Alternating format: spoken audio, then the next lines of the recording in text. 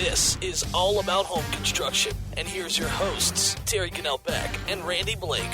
That's right. Good morning, Randy. Morning, Terry. Happy Saturday, buddy. Happy Saturday to you and everybody out there. That's it. It's a lovely Saturday morning here on WATA. And again, thanks to all of our listeners out there, both those on WATA and on the podcast. We appreciate all of you. And, we got some new stickers. There's some people around town that's got some stickers. Yep, I happened to meet four people at breakfast last Saturday, and I did not have a sticker. Oh, we're going to have to start carrying those around, man. So I'll have to, I got the steak dinner coming next Saturday night. So, well, I tell you what. We'll have to do a contest where for people who the first, let's see, I got 10 extra stickers right now. So the first 10 people who come to your steak dinner next week and ask for a sticker, maybe we'll give them stickers. All right. Remind me to give you extra stickers next week. Okay. Well, the Scots is going to be there. Wait, so that means you got a dinner next week? Yep. Steak dinner. I saw the pictures. Yeah, so I'll be doing steak dinner. I thanked everybody for coming down on the fish fry. I sold out hour and 15 that's minutes awesome, early. Yeah. So that's pretty good for us. And so we'll be doing a 12-ounce ribeye, $24, salad, baked potato. Ooh. And then we're going to do the Asian glazed salmon. That was really picking up on me. And that'll be $15. And y'all know that prices of critters going up. Mm-hmm. Mm-hmm. And, very much going up. Well, costs more to feed them. Costs more to process them. It costs more to get them to the store. It costs more to eat them, apparently. Well, grain is down, but it's the good thing is that when grain's down, they feed cattle more corn. And we've all heard that corn's not good for cattle, but if you really pay attention, if you think back in your mind, the color of beef 20 years ago to the color of beef today in the meat market is the meat today is lighter. A lot lighter, yep. And the reason for that is they've been feeding more soybean. Soybean adds fat, adds growth, but adds no flavor. Interesting. So what you're saying is you like to flavor your beef with corn. I like to feed them corn, finish them with corn. Grass-fed, finish them with corn. That's it. How long do you gotta finish them on corn? Like, to be considered finished on corn, how long do they got to be on it? Well, I've always wondered that, right? Like, if I bring them in out of the grass pasture, put them in a dry set. We butchered a 12-year-old cow that I kept on for 90 days. Okay. And that was probably the best beef I ever ate. All right. And even a 12-year-old. Yep. And people don't think about it, but you feed them right, you got to have the fat in them. Mm-hmm. If you don't have the fat, you don't have the flavor. See, everybody complains about a steak that's got fat on it, And but I get fat is the flavor. But see, that's what I think. I can just eat the fat off a steak all day long. But when it's fed soybean, there is no flavor in that fat, and that's why. Yep. Well, and that makes total sense because that's why whenever I got fresh beef, places I'm getting fresh beef is not finishing them on soybeans. No, that's not. And so that's why it tastes better, especially on the think grill. about hogs. All right, from the time that piglet hits the ground, 17 weeks later, it's between 275 and 300 pounds, and that's growing. That's because of the feed that they're feeding it. Yeah. And I remember watching a documentary in around 91, 92, and it was from England, the UK, and they said, we finally learned how to grow hogs in a hurry. Now we got to learn how to put the flavor back in. Flavor them, right. And it's all has to do with pH of the animal. Sure. Well, I had, speaking of animals, I had really good bacon last week, so. Did you? It was great. I had all kinds of bacon. At the breakfast. Oh, at the breakfast? Yeah. No. Well, I had salt bacon, and it was good. It was good stuff. So. Homemade bacon. Homemade bacon, yes, sir.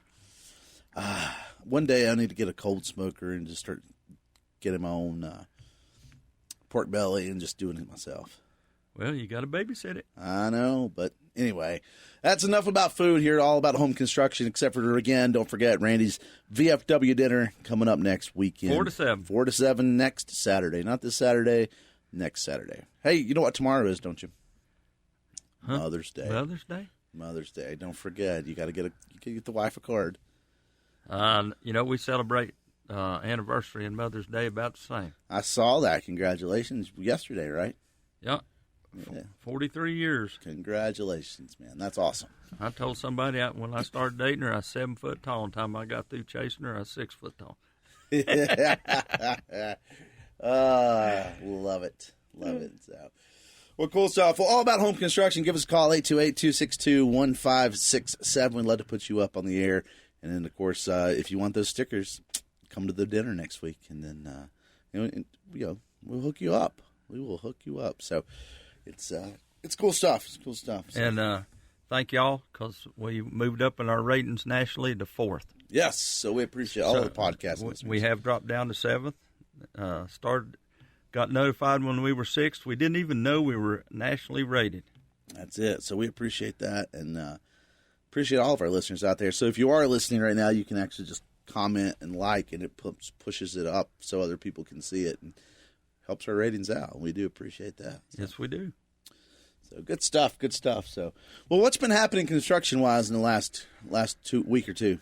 Well, just normal work for us. We're doing more remodeling right now than anything, right?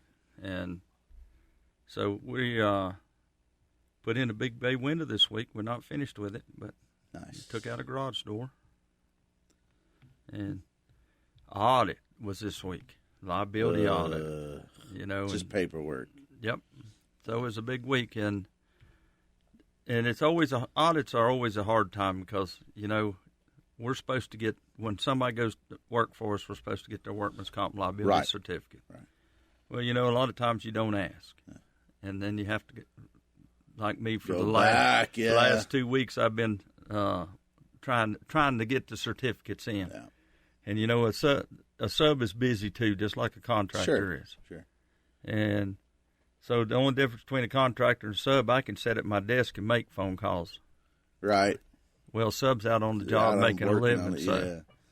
And the way the phone service has been in and out lately, it's been unreal. Cell phone service here in the mountains is not consistent, that's for sure. No, especially the last couple of weeks have been real erratic. Well, I think because it's that time of year when we got the transition of people starting to come up for vacation. Like today, Mother's Day weekend is Appalachian State's graduation, and so there's people there. We've had some soccer tournaments going on the last couple of weeks and coming weeks. And I think our network's just at that weird spot where it can't quite handle the extra traffic. Or is our phone company's not keeping up? Could be part of it, too. So anyway, but it's a whole nother show, Randy. You can't win that one. That's it. So, so this is that time of year, you think a lot about when you run your own business, especially like if you don't run one, you think, okay, tax time's the rough time, right? Got to get my taxes in by April 15th. And I think a lot of people don't realize that as a business owner like yourself, small business owner, April 15th is just one of the days. I mean, you've got many days when it comes to a business because you got quarterlies and things like that. Yes. And you also you have corporate tax. Right. If you're a corporate or an LLC. And, each one has a little different tax bracket. Yeah. And so it gets to be a hassle. Well, I guess it's just when you're dealing with finances, I guess you'd say, it's one thing bringing money in and making sure your checkbook is balanced. You got money in there, but it's a whole other thing. Now you got to start making payments for when it comes to things like taxes and insurance, because those are those unseen things. Like you don't think about that all the time. You think about that 2x4 that you bought to go to that job, right? Because you got to have that to get that job done, but the taxes and the insurance, lumping those together, like those are the things that you have to take care of, but you don't see those. Like there's no material thing tied to those. Correct. But, which we've done, we had 3 shows we've done so far on taxes. Yeah. And the taxes now there's a difference in taxes between repair taxes and a permitted project. Right. Because on a permitted project, you do not have to pay sales tax. The homeowner does not have to pay sales tax on their structure. Right. Now, we are paying sales tax, but we're paying it to the building supply and stuff like when we buy materials, okay? But if I come in and do a repair, let's say I want to take out Terry's front door on his house. Well, we take that door, we pay taxes on it, but then we have to turn around and pay the state of North Carolina taxes on labor. On the service part, yep. Yep, and so a lot of people don't understand that there is a tax on labor. Right, yeah. And that's been in effect for several years now, and it's 2016 when they got started on it. It's not just construction too, right? It's mechanics. I mean, it's all sorts of service work. Yep. And anyway, it gets tricky to kind of navigate that for sure. So. Well, the way it was explained to me and all of us contractors was that North Carolina was the service industry. Yep. And the service was furniture and stuff like that. Now the furniture's gone. Yeah. So now they got to get the tax base get from money from something. We'll take a break. We'll come right back right after this. Thanks for listening to us.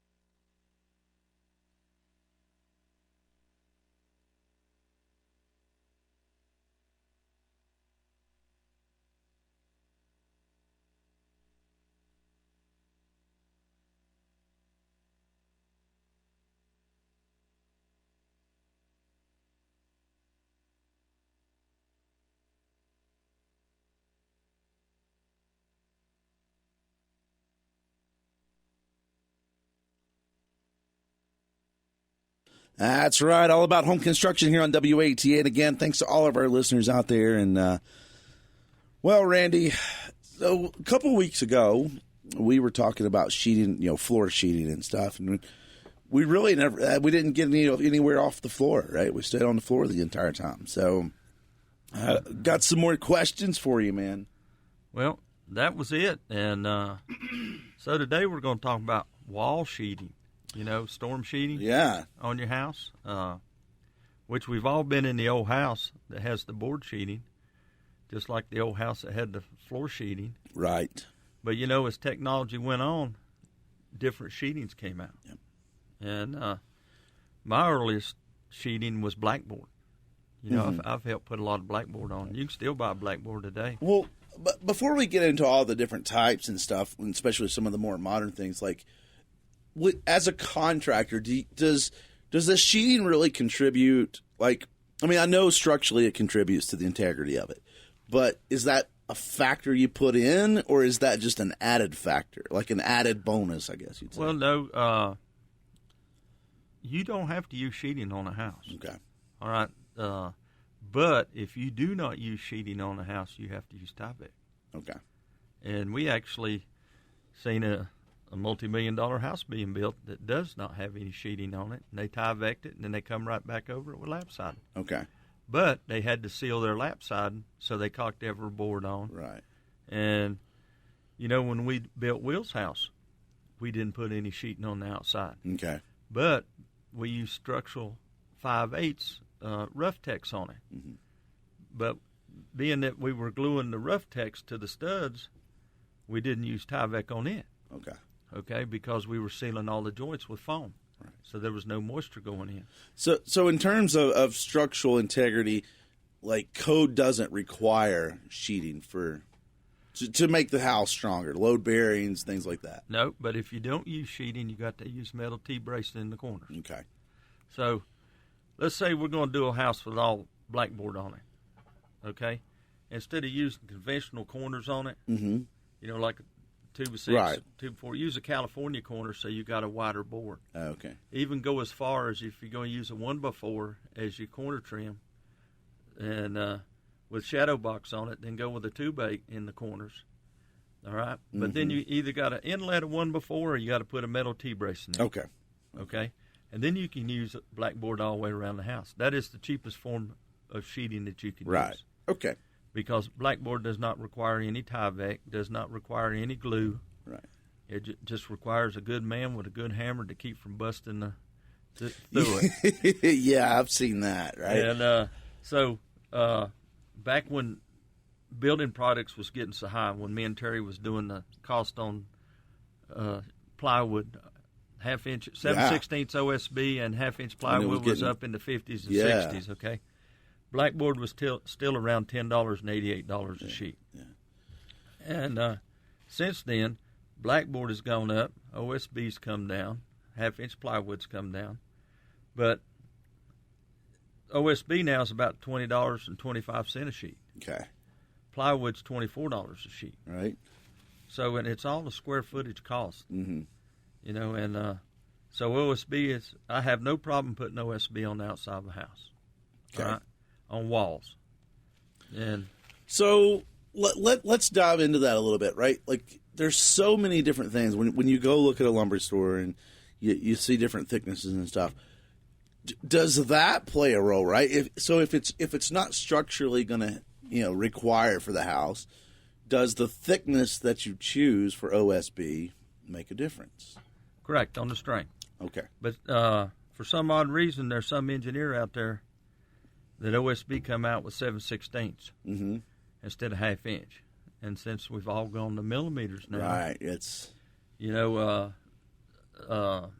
half-inch plywood's not half-inch plywood anymore. Right. It's 15-30 seconds, so it don't even make a half. Yeah. I watched a show on seismic loads of sheeting. Right. Okay. Okay. And as far as seismic loads, let's say an earthquake. What I mean by is earthquakes, okay? OSB will hold up better than half-inch plywood. Okay. 7/16 OSB is strong enough to shear 8-penny nails, where half-inch plywood will delaminate before the nails will break. Okay. So see, they both have drawbacks. But that all goes back to the new epoxies and resins that are in the OSB, right? Like OSB today is not the same as it was 30 years ago. Well, 30 years ago, I believe it was better. Okay. Because I remember when I was a kid, 16-year-old, we was up on Beach Mountain building these roundhouses. Mm-hmm. And a salesman come up and said, here's a new product, OSB. And he brought it up, and it was in a bucket of water. Right. And when he left that bucket of water there for 30 days and come back, and he said, see here, it holds up great. Right. Well, since then, over the years, not so much. You can't put it in water without it delaminating. That's what we was talking about in the last show. Right. It depends on what kind of product you're going to put on your subfloor to what kind of sheeting you're going to use on it. Gotcha. Well, to me, the advantage of OSB is that, I mean, it should be cheaper than plywood because it's made from scrap materials. I mean, it's made from leftover wood. Actually, it's not. Well, they take whole trees. And shred. But they take smaller, yuckier trees. Well, where it came from was out in the Midwest. Yeah. And what they were doing was it was first made out of aspen wood, which is it only gets about 8 inches across. So they were able to take it, debark it, chip it up, and make a product out of it. Yeah. And then over the years, the demand for it picked up, so they had to switch over to pine. Yep, and most of it now is made out of yellow pine, but it's chipped out of trees, like pulpwood is. Right. But it will delaminate with water over a period of time. Right. And I've watched people put it as siding and paint it. Yeah. And after a few years, you start to see the little starts to flake off. Yeah.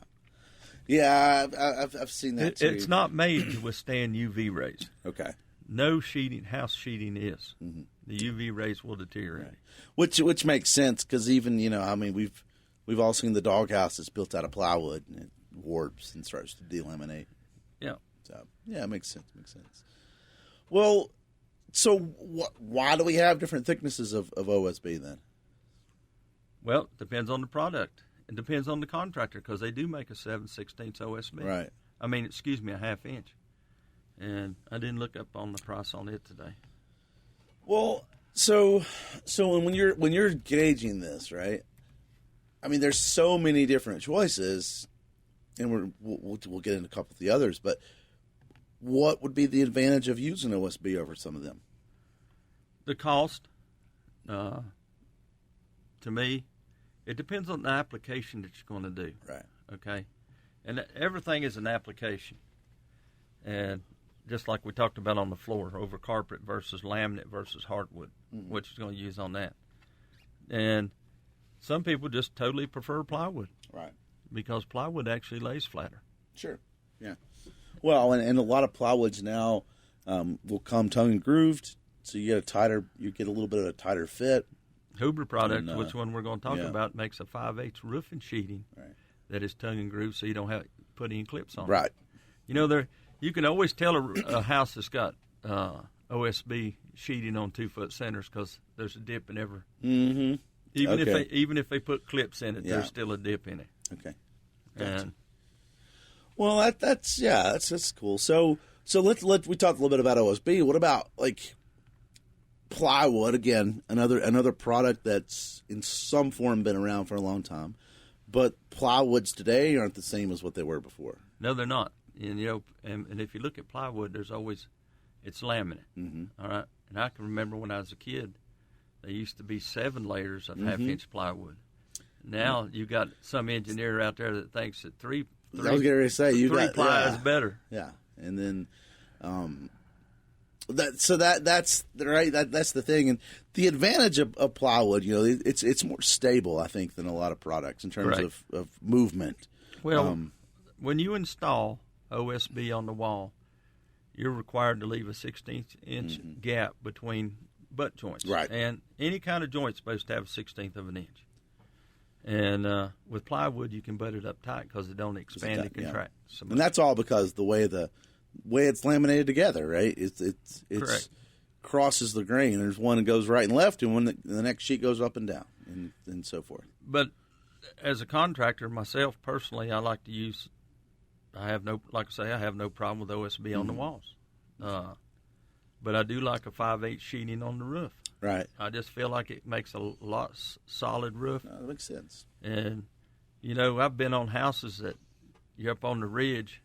older homes, not Yeah. one I built, and where the ridge pole's moving because of the flex in the sheeting. And that's a pretty wild feeling. Yeah, right? Like, okay, at what point am I going to fall through? Well, no, I just wondered if it's going to collapse on me, you know. Yeah. And we've seen, you know, as Spanky said, remarkable, you know, back in the little Right.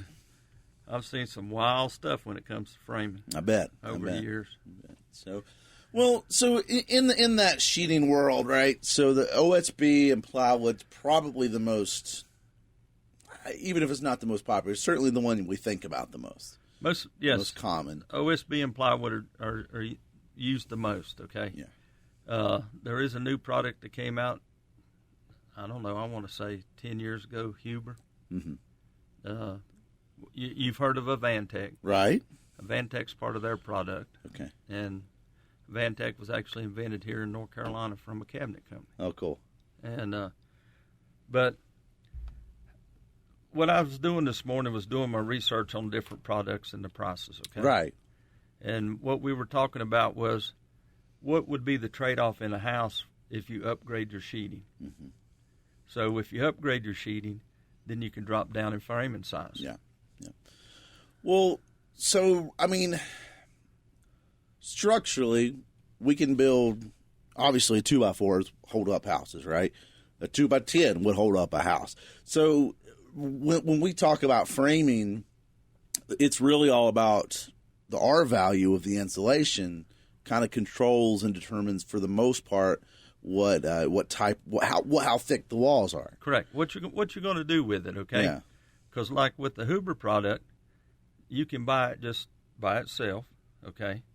Or you can buy it starting with a 1-inch foam. Right. And you can go all the way up to a 2.5-inch foam. So we're definitely not going to drop down to a 2-inch framing wall like some of the mobile homes was, but you can go to 3.5. Okay. So that's the thing, right? It's like the trade-off is you can have a thinner studs. You could go with skinnier studs, and then because you're getting the thermal break and the insulation with the sheeting. We were told last year that we were required now to put a thermal break in. Right. And there was different ways of doing it. One of the ways was taking fan board that you put under vinyl siding that is a 1/4 inch and tack it to your outside plywood or OSB.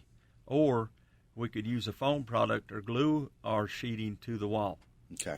All right, that would act as a thermal break. And what I mean by that is your nails, if you've ever did remodeling, you start pulling nails out of old studs and you'll see the rust on the nails. Yes. It's because it frosts in the wintertime when it gets down so cold. It's pushing into it. Or, I know everybody's going to buy an old clapboard house and seen the nails starting to back out. Pop out, right? That's because the stud freezes, and when it freezes, it starts pushing the nail out. Yeah. And so if you're going to, depends on the type of sheeting you use, then you have to sit back and think about what you have to do with it. Right. All right. So if we use OSB and plywood, we have to use Tyvek. And Tyvek is a house wrap. Not necessarily Tyvek, but you have to use a product that is ASTM standard, meets the water penetration of house wrap. Right. 15 weight felt meets that. Yeah. Okay. Now, I will tell you never to put 15 weight felt under vinyl siding. Because of the thickness? What do you mean? No, because it will, as it gets hot and it leaches off, you'll see it kind of melts. And to give you an idea on my addition is I did a test with half my addition built with 15 weight felt and half of it built with Tyvek. All right? 15 weight felt will not allow any air to penetrate it. Right. Okay? Tyvek breathes from the inside out. Right. So if anything comes under it, it comes out to the out. Right. And so we've had some great results using 15 weight felt behind log siding. Okay. As far as sealing. Because it Because when it gets hot, eventually it glues itself together. Right. Okay. And you can put it on the staple gun, don't have to use button caps. Nice. So, but then when you get to blackboard, let's say you want to use blackboard, you're going to have to build bigger corners. and you can use roofing tacks to put it on. Mm-hmm. But you can't put house wrap on it, so now it's done. And it can butt up tight. Because that acts as a thermal break. That's it, behind your siding. Okay. And all of us old carpenters remember blackboard. Mm-hmm. And I remember going into houses and remodeling, and the blackboard been on 40 years, and it still looks just like it did when they installed it. Right, because, I mean, I've seen that, but it doesn't hold up to UV rays, right? No. So if you leave a section, if you're being slow about building, you're not getting the siding on pretty fast, then it could start to deteriorate. It will, but most time most houses 12 to 1,600 foot. You know, you're having it sided within a couple months. Yeah, that's fair. It's not like the big houses. Right. OSB and plywood, you generally put it on. Next thing you know, you put your tire vac on. Right. And, you always follow manufacturer specifications on everything. Sure. And then you set your windows and doors, all right? Now, if we get into the Huber product, it's almost like it has a rubberized coating on the outside. Okay. You do not tie vac it. Interesting. Because, again, it's got a built-in thermal break. Correct. Nice. So we have a caller on the air. Good morning, caller. Hey, Terry, can you hear me? Yeah, how are you, buddy? All right, it's Matt. I'm actually out of range of the radio station this morning, so I don't know what you've been talking about. But I'm out at that house that we were talking about a couple weeks ago. That's right, yeah. Yeah. So good news. We pulled up the carpet. It's all oak hardwood underneath. All right. But just a question. I don't know. Do you guys know anything about electrical? Yeah, one's hot, one's cold. Yep. That's about as far as I get. That's right. So, building inspector doesn't work on Saturday, and I'm self-contracting. I'm upgrading the service from 100 amp to 200 amp, and now the NEC requires an external cutoff and all that. I'm almost where I need to be. But when I went to go pull the old 100 amp breaker box off the wall, yeah, if you can imagine, it's a block wall in a basement where this breaker box is, and they had mounted it, in the Pleistocene era, they had mounted it with some sort of like MDF or particle board between the breaker box and the wall. And it's about an inch thick, and when you touch it, it just disintegrates. Yep. And Probably particle board. Yeah, I think it's particle board. And so the question I'm trying to figure out, because there's no internet down here, I might just have to drive to where I can go read the code. But can I Capcon the new breaker box straight to the block wall, or do I have to put like a plywood layer in there? I would think you'd have to do a plywood layer, because the metal box against block would be condensating, okay, because of the heat in the box. Yeah, that makes sense. So it could corrode if I do it straight to the block wall. Eventually it will rust. And yeah. So I probably should put, like a layer of OSB, something between it and the block wall. I'd put 3/4 inch plywood. You can go to Lowe's and buy a 2x2 sheet or a 2x4 sheet. And Yeah. and prime the back. There is no Lowe's down here, but we'll figure something out. There's a big lumber yard about 2 miles from the house.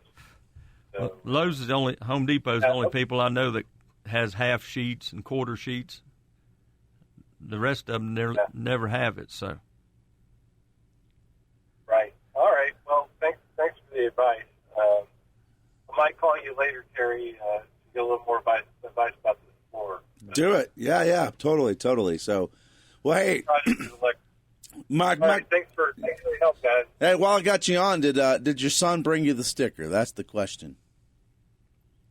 Did my son do what? He was supposed to hand deliver a All About Home Construction sticker. He did, and I really appreciate that. All right, I want to make sure now.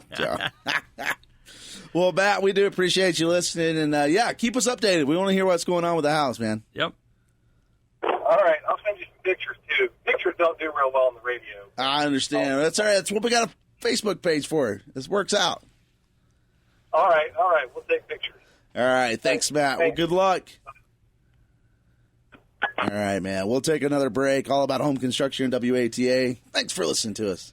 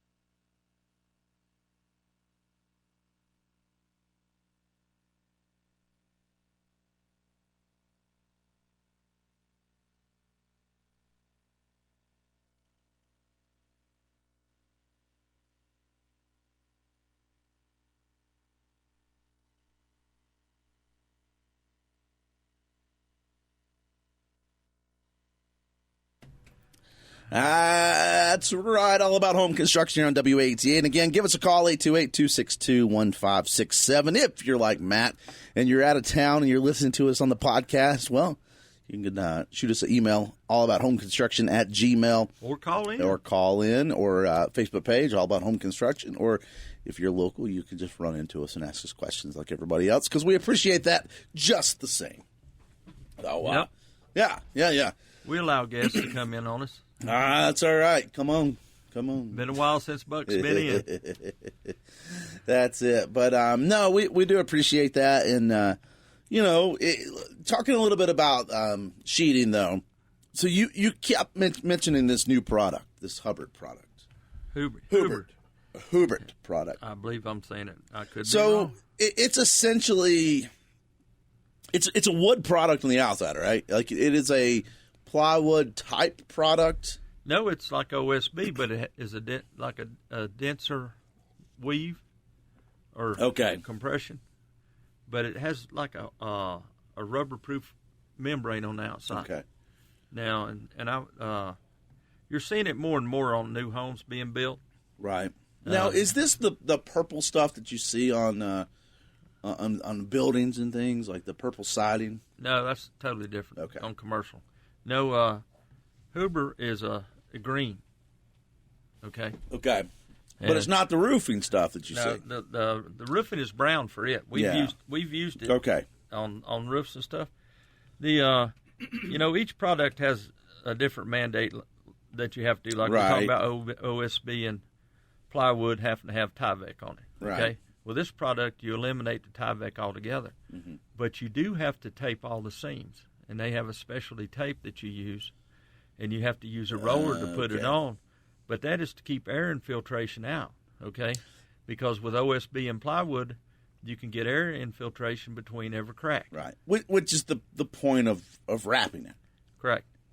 And so with the Huber product, that takes care of that. But you have to add different types of sealing in the corners of your windows and doors. How come? Because it's what the manufacturers keep it waterproof. Oh, for the waterproof part. Yeah. I'm with you. Like Tyvek. When Tyvek first came out, we used to cut an X in it. Yep. And then we fold it all in. All the way around, bottom and top. Then people weren't putting it on right. Okay. And so there got to be window leaks in it. But it was coming from the top of Tyvek, so they changed it. So you wrap the bottom, the sides, and leave your top folded up. Okay? Mm-hmm. So when you get your window set, now you fold your top down, then you nail your window flange with the Tyvek on top of it. Then you come back with your window seal. So it acts sort of like a flashing, I guess. Yes, yeah, it is. Well, with the Uber product, you flash the corners. They have a looks like a roofing tar that you put in, and you put this tape in it, and it seals it. And it's like a 6-inch wide tape or something. Yeah, you can get it in different widths, and but generally when you do the joints, it's a 4-inch tape. Okay. And you do length and everything. A lot of questions about laying your sheeting down or standing it up. Yeah, which is the strongest. I was going to get to that point. When we get, hopefully we'll get Patrick Bevel on here and we can talk about that, because I have no problem laying mine down, railroading it. Mm-hmm. But what I like to put behind it is I like to put window tape behind it, so it glues it to the wall and stops the air that way too. But that's just an added. That's what I do for air infiltration. Right. And especially when you're using blown insulation like Buck has. Right. Now you're filling that whole cavity full. Mm-hmm. Yeah. Right. Because you with the 2x4 wall with the you can get that R15 value in it with the Huber product with the 1-inch foam on it. Okay. We were talking about that set of apartments before the radio show behind Harris Teeter. Right. And that was all framing with the Huber product with 1-inch foam behind it. So now they've got their thermal break going in to the product and giving a more energy efficient. That's probably the most energy efficient apartment complex here in Boone. Okay. And then the least probably is beside us right here. Right. Built out of the steel studs. Where they didn't put adequate thermal break in. If they'd used the Huber product on the outside of the steel, that one would probably be the strongest energy efficient apartment complex. But okay. Well, that's the thing about all these sheeting, right? Is it's adding that extra barrier, and then it's like, however you take care of that is going to get that thermal break, whether it's whether it's a house wrap or it's something built into it. Correct. But then, like you said, the blackboard acts as a thermal barrier itself. Yes, it does. So I guess the difference is it's, a lot of times we think of like foam and stuff, we think of it as insulation, but its main purpose inside when we're talking about sheeting on the walls is its main purpose is more thermal barrier than it is insulation. Correct. Now, when it comes down to OSB 7/16 right, and 1/2-inch plywood, the R value of each product is only R.50. Okay. So half a point. Yeah. So if you're going to go with OSB and plywood, you're going to have to go with 2x6 walls to meet the standard. Even with blow-in? I mean, even with foam? No, you can step down with foam to a 2x4 wall, but you'll have to use closed cell foam, not an open cell foam. Which costs you more. And it does. But with a 2x4 wall, which was a 3.5-inch cavity, right, with 6.2 works out to be 21.7 R value in that wall with the cheaper product. Okay. Right.